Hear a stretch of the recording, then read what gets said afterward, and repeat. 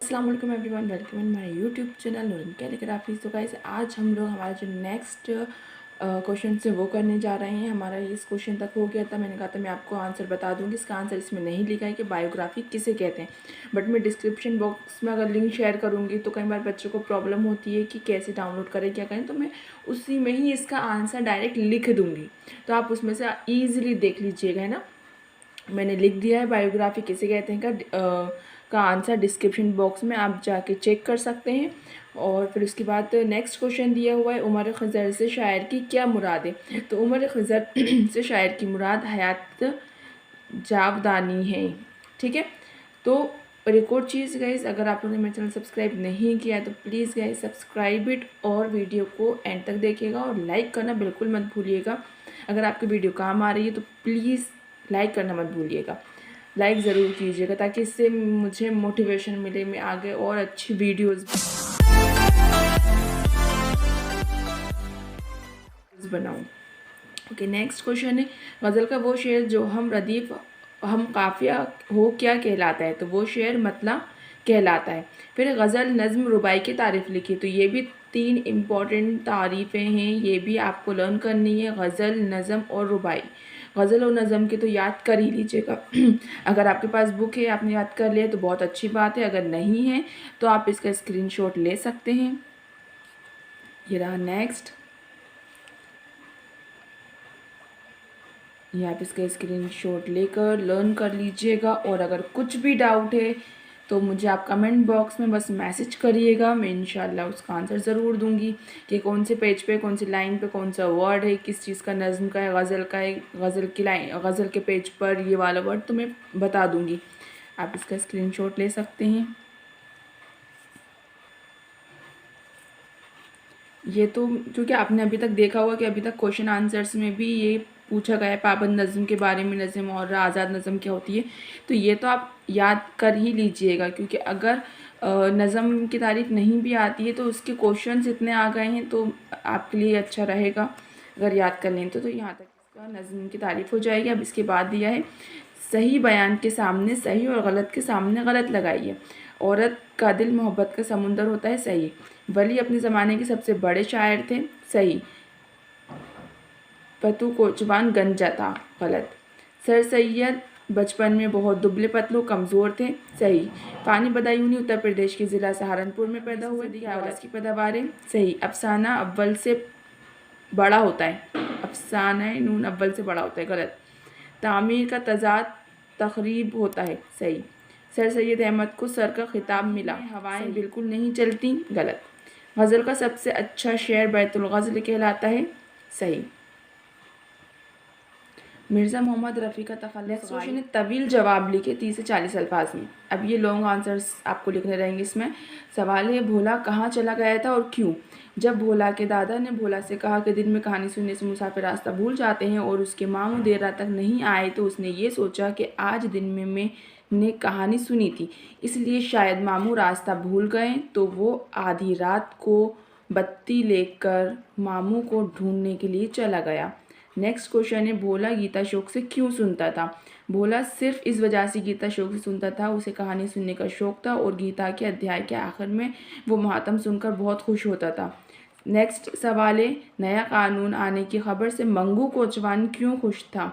क्योंकि वो समझ रहा था कि नए कानून के आने से अंग्रेज़ों की हुकूमत ख़त्म हो जाएगी और हिंदुस्तान आज़ाद हो जाएगा और अंग्रेज़ों को हिंदुस्तानियों पर जुल्म करने का मौका नहीं मिलेगा। नेक्स्ट क्वेश्चन है, मौलाना अल्ताफ़ हुसैन हाली ने किन शख्सियतों से फैज़ हासिल किया। मौलाना हाली की इल्म की तलब और शेर सुख़न उन्हें दिल्ली ले आया। यहाँ उन्होंने नवाब मुस्तफ़ा खान शिफ्ता और मिर्ज़ा गालिब जैसी शख्सियतों से फैज़ हासिल किया। मिंटो का पहला अफसाना कौन सा था और उन्होंने ये क्यों लिखा। मिंटो का पहला अफसाना तमाशाई था, जो उन्होंने जलियांवाला बाग से मुतासिर होकर लिखा। नेक्स्ट क्वेश्चन है, शायर ने किस चीज़ पर फ़ख्र करने से मना किया है। शायर ने अपनी बड़ाई, तारीफ और शनाख्वानी दौलत पर, हस्ती पर फ़ख्र करने को मना किया है। नेक्स्ट क्वेश्चन है, हैरत व हसरत के मारे शायर से दरियाए मोहब्बत क्या कहता है। हैरत व हसरत के मारे शायर से दरियाए मोहब्बत कह रहा है कि करीब आ जा, यहाँ गहराई नहीं है, सिर्फ टखनों तक पानी है, तुम डूब नहीं जाओगे, तुम इसको अबूर कर सकते हो। नेक्स्ट क्वेश्चन है, दर्ज झैल अशार की तशरीह कीजिए। अब यहाँ पे तशरीह करने के लिए आ गई, तो लाई हयात आए, गज़ल चली चले, अपनी खुशी से आए ना अपनी खुशी। ये शेर इब्राहिम ज़ौक़ की गज़ल का मतला है। शायर कहते हैं कि दुनिया का कायदा ये है कि कोई यहाँ अपनी मर्ज़ी से आता है ना ही अपनी मर्ज़ी से जाता है, यानी जब उसकी ज़िंदगी लाती है तो आ जाता है, जब मौत आती है तो चला जाता है। हयात और क़ज़ा लफ्ज़ में ज़िद है। हयात मतलब ज़िंदगी, क़ज़ा मतलब मौत। लफ्ज़ में ये दो अल्फाज, ज़िद मतलब होते हैं अपोजिट वर्ड्स, या ज़िद कह लो, मुतज़ाद कह लो या तज़ाद कह लो, बात एक ही होती है, अपोजिट वर्ड्स। नेक्स्ट इसमें दी है मैं हैरत व हसरत का मारा खामोश खड़ा हूँ साहिल पर, दरियाए मोहब्बत कहता है आग कुछ भी नहीं पाया है हम।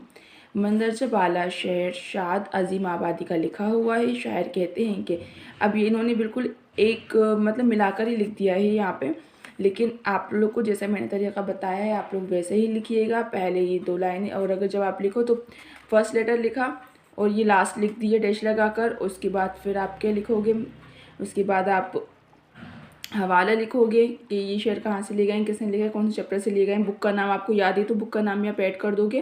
फिर उसके बाद तशरीह करके इसको अपने ऑन लैंग्वेज में लिखोगे। मैंने एक्सप्लेन किया चैप्टर, उसके अंदर बाकायदा पूरा लिख कर दिखाया है, तो आप प्लेलिस्ट जाकर देख सकते हैं। उसमें 10 क्लास का पूरा पूरे चैप्टर्स मिल जाएंगे सॉल्व किए हुए, और आपको अच्छे से समझ में आ जाएगा कि तशरीह किस तरह से करते हैं, और उसी तरीके से लिखिएगा, क्योंकि आप जैसा प्रेजेंट करोगे सामने वाला वैसे ही समझ के आपको मार्क्स देगा कि बच्चे ने अच्छे से लिखा है, तो वो मार्क्स कट भी नहीं करेगा कि प्रॉपरली बच्चे ने आंसर लिखा हुआ है।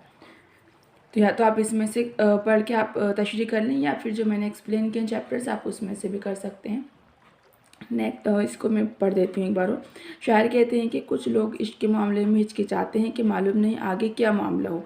शायर कमज़ोर दिल लोगों से कहता है कि मोहब्बत का दरिया बह रहा है और तुम इसलिए अबूर कर सकते हो। अगर तुम किनारे पर खड़े रहोगे तो हैरत व हसरत के मारे इसको कभी पार नहीं कर पाओगे। लिहाजा मोहब्बत के दरिया में तैर कर महबूब तक पहुँच जाओगे। गोया शायर सिर्फ गौर व फिक्र ही नहीं बल्कि अमल पर भी उभार रहे हैं। नेक्स्ट क्वेश्चन है, खुदा ने हुस्न से एक रोज़ ये सवाल किया, जहाँ में क्यों ना मुझे तूने लाजवाल किया। तशरीह, ये शेर उल्लामा इकबाल की नज़म हकीकत हुस्न से माखूज़ है। अब इसमें उन्होंने हवाले यहाँ पे शुरू कर, हवाले के बाद तशरीह शुरू कर दी, तो आप हवाला जो है वो अच्छे से लिखो, चैप्टर का नाम लिखो याद हो तो, और बुक का नाम लिखिए, फिर शायर का नाम लिखकर फिर नेक्स्ट टाइम हवाला लिखिए और फिर लिखिए। शायर कहते हैं कि एक दिन हुस्न ने खुदा से ये पूछा, सवाल किया कि आपने मुझे दुनिया में तो भेज दिया मगर ना ख़त्म होने वाला नहीं बनाया कि मुझ में कमी ना आए और मैं हमेशा बरकरार रहूं। कि हुस्न मतलब जो ये ज़वाल चीज़ है, लाजवाल नहीं है कि ये एक टाइम के बाद हुस्न जो है सब ख़त्म हो जाता है। तो इसलिए खुदा ये शेर में कहा गया है कि मुझे जो हुस्न है वो कह रहा है कि मुझे हमेशा रहने वाला क्यों नहीं बनाया। नेक्स्ट क्वेश्चन है, मंदरजे से इक़्तिबास को गौर से पढ़ें और ख़त कशीदा अल्फाज के मान, जैसे कि मैंने ख़त कशीदा बताया कि जिस पे अंडरलाइन है, जिन अल्फाज पर अंडरलाइन है आपको उसके मायने बताने। तो अगर एग्ज़ाम में आए तो याद रखिएगा ख़त कशीदा मतलब होता है अंडरलाइन, ठीक है। बचपन में सर सैयद पर ना तो ऐसी क़ैद थी, अब क़ैद पर अंडरलाइन है कि खेलने कूदने की बिल्कुल पाबंदी हो, और ना ही ऐसी आज़ादी थी कि जहाँ चाहें और जिनके साथ चाहें खेलते कूदते फिरे। उनकी खुशबख्ती ये थी कि ख़ुद उनके मामू खाला और दीगर नज़दीकी रिश्तेदारों के 14-15 लड़के उनके हम असर थे जो आपस में खेलने कूदने के लिए काफ़ी थे। अब नेक्स्ट इसका जवाब दिया क़ैद। फर्स्ट जो है अंडरलाइन किस पे है, क़ैद पे, तो क़ैद मतलब हो गया पाबंदी में रहना। सेकेंड है पाबंदी, पाबंदी का क्या हो जाएगा, उसूल में रहना। थर्ड है आज़ादी, आज़ादी मतलब खुली छूट। फिर है खुद खुशबख्ती मतलब खुशकिस्मती। फिर दिया है दीगर, दीगर दूसरे। फिर है नज़दीकी करीबी हम असर यानी कि एक उम्र के। सवाल है नेक्स्ट, दर्ज झैल बंद की तशरीह शायर के हवाले से कीजिए और ख़त कशीदा अल्फाज के मायने भी लिखना है, ठीक है। काले देखे गोरे देखे काले देखे संगतें और भाले देखे संगीते और भाले देखे, बैंड बजाने वाले देखे। तो अब इसके अंदर इसमें जवाब आ गया। तो वही तशरीह कि मंदरजा वाला बंद अकबर इलाहाबादी की नज़म, जैसे कि इसमें दिया है। इसमें आपको तशरीह अगर करने के लिए की गई है, तशरीह मतलब तशरीह ही होती है, तो आपको जैसे मैंने बताया आपको वैसे ही लिखना है, डायरेक्ट, इतना डायरेक्ट नहीं लिखना है। पहले हवाला फिर तशरीह, या जिसे हम सबक भी कह सकते हैं। मंदरजा वाला बंद अकबर इलाहाबादी की नज़म जलवा दरबार दिल्ली से माखूज़ है। इसमें शायर कहते हैं कि जब वो दिल्ली दरबार देखने के लिए आए तो उन्होंने लोगों की पलटनें देखी, जिसमें हर तरह के गोरे काले लोग शामिल थे। पलटन में लोग सेंके और भाले लिए हुए थे, उसके साथ बैंड बाजे वाले भी थे। तो ये बहुत इजी है कि आप अगर इसको पढ़ोगे तो अपने ओन लैंग्वेज में भी लिख सकते हो। ये अब नेक्स्ट वाला है, आप इसको ही पढ़ोगे। गुलशनों में फिरों के सरे सहरा देखो, या मुअद्दनों कुआदश्त दरिया देखो, हर जहाँ तेरी कुदरत के हैं लाखों जलवे, हैरान हो के दो आंखों से क्या क्या देखूं।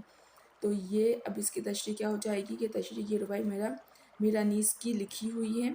उन्होंने इन मिसरों में खुदा की कुदरत बयान की है कि मैं किसी बाग में जाऊं या सहरा को देखूं, पहाड़ जंगल खदाने दरिया किस किस को देखूं, मैं जहाँ जाता हूँ ए खुदा तेरी कुदरत के जलवे नज़र आते हैं। मेरे पास सिर्फ दो आंखें हैं, मैं हैरान हूँ कि उन दोनों आंखों से क्या क्या देखूं, कितने जलवे देखूं।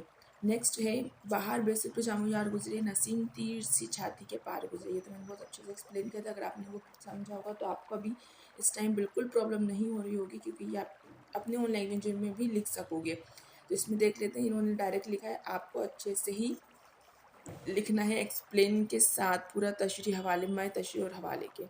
आप चाहो तो इसका स्क्रीनशॉट ले सकते हो। फिर उसके बाद एक और दिए, फिर मैं वो नहीं कि कोई मुझसे मिलके हो बदनाम, ना जाने क्या तेरी खातिर में यार गुजरे। ये वाला भी बहुत अच्छे से मैंने एक्सप्लेन किया था। इसमें डायरेक्ट उन्होंने लिख दिया कि इस शेर में शायर अपने महबूब को मुतवज्जह करते हुए कहते हैं कि मैं ऐसा रकीब रोसिया नहीं हूँ कि मुझसे मिलकर किसी की बदनामी हो। मतलब ये है कि अगर तू मुझसे मुलाकात करेगा तो ज़माने में तेरी रुसवाई नहीं होगी, लिहाजा अगर तेरे दिल में ये ख्याल हो तो उसे दूर कर और मुझसे मुलाकात कर। नेक्स्ट है, गुज़र मेरा तेरे कूचे से यूं है ए ज़ालिम कि जैसे रेत से पानी की धार गुजरे। तो इस शेर में शायर महबूब को उसकी वादा खिलाफ़ी और बेतवज्जही की वजह से ज़ालिम कह रहे हैं। चुनांचे कहते हैं कि ए ज़ालिम मैं तेरी गली से इस तरह गुजरता हूँ जैसे रेत से पानी की धार गुजरती है। मतलब ये है कि जिस तरह पानी रेत में जज्ब हो जाता है और रेत बहुत देर तक गीली रहती है, खुश्क नहीं होती, लेकिन पानी की धार के गुजरने की आवाज़ नहीं आती, इसी तरह मैं भी तेरी गली और कूचे से गुजरता हूँ लेकिन तुझे मालूम नहीं होता। मुझे तो देख के जोश व खरोश सौदा का इसी फिक्र में लैल नहार गुजरे हैं। ये आदमी है कि सर मारता फिरे है बेसंग कि मुझे तंद सरे को सार गुजरे। इसकी तशरीह दी है कि शायर ने ये क़ता बंद अशार कहे हैं। इन अशार में शायर ने इश्क की एक अजीब कैफियत बयान की है कि जब आदमी इश्क में दीवाना हो जाता है तो पत्थरों से सर टकराता फिरता है। तो गोया दीवाने आशिक को देखने वाला इंसान कह रहा है कि उसके इश्क का दीवानापन और जोश व जज्बा देखकर रात और दिन सिर्फ यही फिक्र रहती है कि ये कैसा आशिक है जो रात दिन इस तरह पत्थरों से सर टकराता है टकराता फिरता है, जैसे पानी की तेज़ तुंद मौजें पहाड़ों से टकराती हैं। नेक्स्ट, बेहतर तो है कि यही यही कि न दुनिया से दिल लगे, पर क्या करें जो काम ना बेदिल लगी चले। इसकी तशरीह इस शेर में शायर कहते हैं कि इस दुनिया में जब हमें हमेशा हमेशा नहीं रहना और दुनिया भी ज़िंदगी दायमी नहीं बल्कि आर्जी और फना होने वाली है, तो फिर इस दुनिया से दिल लगाने का क्या फ़ायदा। लेकिन क्या करें, क्योंकि दिल लगाए बगैर बेचारा नहीं, क्योंकि ये दिल तो दुनियावी चीज़ों की तरफ खुद ब खुद राग़िब मुतवज्जह ही हो ही जाता है। इस शेर में दिल लगी और बेदिल लगी मुराद बगैर दिल लगे यानी दिल न लगाना में तज़ाद है। इसी तज़ाद ने शेर में नए इसी तज़ाद ने शेर में नए मायने पैदा किए हैं। कम होंगे इस बिसात पर हम जैसे बदगुमार, जो चाल हम चले सो नहायत बुरी चले। इस शेर में शायर, मैं फिर से बोल रही हूँ कि जैसा एक्सप्लेन की है आप उसको देख के उसको अच्छे से उसी तरह से लिखिएगा। ये इन्होंने बहुत डायरेक्ट लिख दिया है, तो आप इसको, अगर आपको इसमें से करना है तो आप इसमें से स्क्रीनशॉट लेके आप इसको अच्छे से कर सकते हैं। या अगर आप चाहो तो चैनल पर मेरी प्लेलिस्ट है, आप उसमें से जाके अच्छे से उस तशरीह को समझ सकते हैं और अपनी ऑन लैंग्वेज में लिख सकते हैं। मुझे लगता है अगर आप ऑन लैंग्वेज में लिखेंगे, आपको उर्दू लिखना आती है, तो वो आपके लिए ज़्यादा बेहतर होगा, आपको रटना नहीं पड़ेगा। एक ये भी दी गई है, आप इसको स्क्रीनशॉट लेके और इन अशार को बहुत अच्छे से लर्न कर सकते हैं।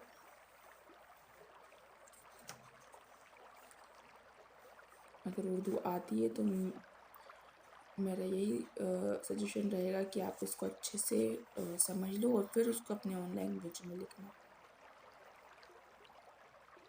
ये रहा नेक्स्ट। लाखों ही मुसाफिर चलते हैं, मंजिल पे पहुंचते हैं, दो एक ए एहले ज़माना कदर करो, नायाब नहीं कामयाब हैं। जिसकी तशरीह करी गई है, दुनिया मेरी भला जाने, ये भी बहुत अच्छे से एक्सप्लेन किया था, तो आप ये भी देख सकते हैं।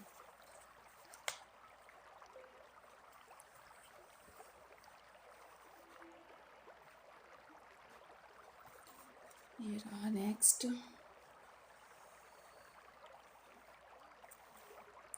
यहाँ तक हो गया। अब इसके बाद फ़ैल की तारीफ़ मैं मिसाल की लिखी है। तो वो लफ्ज़ जिसे किसी काम का करना या होना मालूम हो, फ़ैल कहलाता है। जैसे लिखना, पढ़ना, खेलना, दौड़ना वगैरह। नेक्स्ट क्वेश्चन है, ज़मीर की तारीफ़ मई मिसालों के लिखिए। ज़मीर वो लफ्ज़ है जो इस्म की जगह इस्तेमाल किया जाए, जैसे वो, तुम, तुम्हें, उनको, उन्हें वगैरह। नेक्स्ट सिफ़त की तारीफ़ लिखिए। तो वो लफ्ज़ जैसे किसी इस्म की अच्छाई या बुराई ज़ाहिर हो, सिफ़त कहलाता है। जैसे काली टोपी, तो टोपी की खासियत क्या है कि वो काली है। हरा दरख्त, दरख्त की खासियत है कि वो हरा है। छोटा बच्चा, बड़ी कुर्सी वगैरह। मुहावरों के मायने लिखकर जुमलों में इस्तेमाल कीजिए। आप से आपे से बाहर होना मतलब बहुत गुस्से में होना, तो मैंने आपके बारे में कुछ नहीं कहा, आप नाहक आपे से बाहर हो रहे हैं। सेकंड है आसमान सर पर उठाना, बहुत शोर करना। 8वीं क्लास के बच्चे बहुत शरीर हैं, उस्ताद के जाते ही आसमान सर पर उठा लेते हैं। थर्ड है पापड़ बेलना, बहुत मेहनत करना। लाखों अफराद दिन भर पापड़ बेले। नेक्स्ट है नाम रोशन करना, हवा से बातें करना, खून खोलना, जान में जान आना। और अगर और मैंने एक और वीडियो भी डाली थी जिसके अंदर बहुत सारे मुहावरे, 10th क्लास का ओवरऑल जितनी भी ग्रामर थी, मैंने वो उसके अंदर पूरी सॉल्व करी। उसे मुहावरे, मुतज़ाद अल्फाज, वाहिद, जमा, सिफ़त की तारीफ़, इस्म की तारीफ़ और जितनी भी डेफिनेशंस होती हैं, जितनी भी ग्रामर है, सब मैंने पूरा सर्च कर के और उस वीडियो उसमें लिखा था कॉपी में और वीडियो बनाई थी। तो आप चाहो तो ग्रामर की एक वीडियो, एक प्लेलिस्ट है, उसमें जाके आप चेक कर सकते हो। उसके अंदर आपको सब मिल जाएगी ग्रामर इंशाल्लाह, और वो बहुत काम आएगी क्योंकि प्रीवियस ईयर के जो बच्चे थे उन कमेंट्स आए थे तो उनके वो ग्रामर बहुत काम आई थी और एग्ज़ाम्स में भी उसमें से आया था। और अभी इसके अंदर भी दिए गए हैं कि दर्जे अल्फाज की तज़ाद लिखी है, तो उसके अंदर कम से कम मैंने 20 30 30 या आई थिंक 50 कुछ वर्ड्स थे, हर एक के मैंने लिखे थे, तज़ाद के भी और जितने भी ग्रामर थी सब कुछ लिखा था। मुज़क्कर, मुअन्नस, वाहिद, जमा, अपोजिट वर्ड सब कुछ उसमें है। जैसे कि इसमें तज़ाद दिए हैं कि जंग का क्या हो जाएगा, अमन। सर्दी का हो जाए सर्द, सुरूर, गम। गुमान, बदगुमान। अफसाना, इसका ऑपोजिट हो जाएगा नज़म। अंधेरा, उजाला। फ़ानी, बाक़ी। जदीद, क़दीम। बहुत सारी जगह वर्ड्स आपने पढ़ा है कि जदीद और क़दीम, तो जदीद नया, क़दीम पुराना। सुस्त, चुस्त। हयात, मौत। फ़लक, ज़मीन। तुलू, ग़ुरूब। रहमदिल, संगदिल। अब आ जाएंगे हम मायनों पर। तो कोज़ा होता है मिट्टी का प्याला, दोप होता है घास। फिर नेक्स्ट है पास, सॉरी यास, यास होती है नाउमीदी। ज़रख़्शा, चमकदार। दक करना यानी परेशान करना। लग़्ज़िश, गलती। मुहज़्ज़िब, तहज़ीब याफ्ता। मक़सद, मुक़द्दस, सॉरी पाक। बेबहा, बहुत कीमती। तरमीम, कांट छाट। फ़ग़ा, आज़ारी, पैमाइश, समझाना। नसीम, सुबह की हवा। हस्ती, वजूद। अबस, बेकार। मतानत, संजीदगी। दिलकश, दिल को लुभाने वाला। तरद्दुद, परेशानी। आफरीन, पैदाइश। मखलूत, मिला जुला। हमने पढ़ा है उर्दू के बारे में, मखलूत कहा गया है तो वो मिला जुला होता है। था, गहराई। वसीला, ज़रिया। बहबूद, भलाई। मता, पूंजी। मकसद, मुराद, कोसार, पहाड़ी, आलाम, परेशानियाँ, ज़ेबा, खूबसूरत। ज़ेबा नाम भी होते हैं, मतलब उसका खूबसूरत होता है। अच्छा, फिर नेक्स्ट है प्रिंसिपल को पिकनिक पर जाने के लिए दरख्वास्त लिखिए। तो यहाँ से स्टार्ट हो रही है, लेकिन आप जब भी पेपर में एप्लीकेशन लिखो, लेटर लिखो, दरख्वास्त लिखो या ख़त लिखो, तो आपको नया पेज ही लेना है और एक पेज पर आपको सिर्फ लेटर ख़त या दरख्वास्त लिखनी है। अगर नीचे पेज बच रहा है तो आप सोचो नेक्स्ट, नहीं, आपको नेक्स्ट पेज ही लेना है। आप उसी पेज से लिखना स्टार्ट नहीं करोगे। क्वेश्चन आंसर्स लिखो, जैसे फिल इन द ब्लैंक्स आपने लिखी, तो एक पेज पे फिल इन द ब्लैंक्स लिखो, 5 आएँ, ठीक है। नेक्स्ट पेज लीजिए, उसके ऊपर चूज़ द करेक्ट ऑप्शन है वो लिखिए, 5 आ गए, 6 आए, जितने हैं वो लिखे। फिर नेक्स्ट पेज लीजिए, उसके ऊपर थर्ड क्वेश्चन लिखिए, 5 पॉइंट से लिख दिया आपने आंसर। इस तरह करिएगा। इसी तरह अगर आप लेटर लिख रहे हो, ख़त लिख रहे हो या दरख्वास्त लिख रहे हो, तो भी आपको एक न्यू पेज लेना है, उसके ऊपर प्रॉपर तरीके से लिखना है। और अगर नीचे जगह बचे, इसका मतलब ये नहीं कि हम नेक्स्ट क्वेश्चन शुरू कर देना है आपको। फिर इसके बाद का जो नेक्स्ट क्वेश्चन होगा वो आपको नेक्स्ट पेज से ही शुरू करनी है। बस ये सोच लीजिए 26 क्वेश्चन है, तो 26 पेज हमें यूज़ करना है। अब इसका जैसे इन्होंने यहाँ से शुरू कर दिया, बट आपको नेक्स्ट पेज ही यूज़ करना है। तो इसमें लिखा है जनाब प्रिंसिपल साहब, गवर्नमेंट हाई स्कूल भोपाल मजमून पिकनिक पर जाना। अर्ज़ गुजारिश है कि हम दर्जा 10वीं के तालिब इल्म हैं, हमारे इम्तिहान अख्ताम को पहुँच गए, मतलब अख्ताम मतलब होता है ख़त्म हो गए हैं। लिहाजा हम सबकी ख्वाहिश है कि आप हम 10वीं के तलबा को पिकनिक पर ले जाने की ज़हमत करें, स्टूडेंट्स को, जिससे हम लोग इम्तिहान बाद ताज़ा दम हो सकें। फ़क्त जमाल बासित तलबा 10वीं, और ये डेट आ गई आपकी। इसी तरह अपने दोस्त को सालगिरह के मौके पर ख़त लिख कर मुबारकबाद दीजिए। तो ये हम ख़त लिख देंगे, या जो भी अभी तक बताया गया है इम्पोर्टेंट है वो आपको लर्न करना ही। इसमें एक ख़त, एक दरख्वास्त दी है ये वाली, और एक ख़त इस पर दिया है मुबारकबाद देने का। तो ये क्या है, जब आप इसके लिए भी आपको ऐसे नहीं शुरू कर देना है, आपको न्यू पेज ही लेना है और उसके ऊपर आपको लिखना है। प्यारे दोस्त आरिफ, खुदा के फजल से हम खैरियत से हैं। उम्मीद है कि आप भी खैरियत से होंगे। कल तुम्हारी सालगिरह थी, मैं तुमको दिल की गहराइयों से मुबारकबाद पेश करता हूँ। खुदा तुम्हें सेहत व तंदुरुस्ती व खुशियाँ अता करे। अम्मी अम्मी अब्बू को सलाम, छोटों को प्यार। फ़क्त तुम्हारा दोस्त तौसीफ़ हुसैन। और ये डेट आ गई। अब इसके बाद दिया है कि किसी एक उन्वान पर मज़मून लिखिए। ठीक है, अब जैसे कि हमने ख़त लिख दिया, इसके बाद हमें नेक्स्ट पेज लेना है। ये मैं बोर्ड की कॉपीज़ में जैसे लिखते हैं वो बता रही हूँ। तो नेक्स्ट पेज लेना है, उस पर लिखना है सवाल। किसी एक उन्वान, मतलब किसी एक टॉपिक पर आपको लिखना है। तो क्या है, साइंस से करिश्मे दिया है, तारीख़ी इमारत, कौमी रहनुमा गांधी जी और साइंस से करिश्मे, फिर से 3 ही दिए हैं ये, तो इसका मज़मून लिखा है। और अगर आपको ये छोटा लग रहा है, ये सही नहीं लग रहा, तो साइंस के करिश्मे की मेरी वीडियो है, तारीख़ इमारत भी और कौमी रहनुमा, ये सारी कम से कम 15 से 20 या 10 से 15 कुछ मेरे ऐसे हैं इंपॉर्टेंट, जो मैंने अभी तक प्लेलिस्ट में आपको इजीली मिल जाएंगे। मजमून के नाम से प्लेलिस्ट है, आप उसमें जाके चेक कर सकते हो। उसमें बहुत सारे ऐसे हैं, और जो भी आपको सही लगे आप वो लर्न कर सकते हो। तो ये साइंस का हैगा, आप चाहो तो इसमें से कर लो, या जो मैंने पॉइंट वाइज लिखवाया है, मैंने बिल्कुल प्रॉपर तरीके से जो 4 पॉइंट्स होते हैं किसी भी ऐसे को लिखने के, तमहीद, फ़वाइद, नुकसानात और ख़ात्मा करके, तो आप उस तरीके से लिखो, या फिर आप चाहो तो ऐसे भी लिख सकते हो। लेकिन अगर आप वो तरीके से लिखो जैसे मैंने बताया है, आप चेक करिएगा प्लेलिस्ट में जाकर, वहाँ पे आपको साइंस से करेक्शन मिल जाएगा, और वो आपके लिए बहुत ज़्यादा इंशाल्लाह फ़ायदेमंद होगा वाला जो ऐसे है। तो आप जाके चेक कर सकते हैं, और उसमें से भी लर्न कर सकते हैं। जब हम उसको अच्छे से लिखेंगे तो मार्क्स भी हमें अच्छे से ही मिलेंगे। ये महात्मा गांधी का ऐसे, आप चाहो तो इसका स्क्रीनशॉट लेके इसमें से लर्न कर लो। अगर आपने पहले से लर्न कर रखा है तो बहुत अच्छी बात है, और अगर नहीं करा है तो मैं आपको यही सजेस्ट करूँगी कि आप जो मैंने प्लेलिस्ट में वीडियो लगाई हुई है मजमून की, आप वो करें तो वो आपके लिए ज़्यादा अच्छा रहेगा। और अगर आपको कुछ भी डाउट है तो आप कमेंट बॉक्स में मैसेज करके पूछ सकते हैं, और वीडियो को लाइक करना मत भूलिएगा प्लीज़ गाइस। और कुछ भी डाउट है तो आप ज़रूर पूछिएगा। इंशाल्लाह मिलेंगे नेक्स्ट वीडियो में। अल्लाह हाफ़िज़।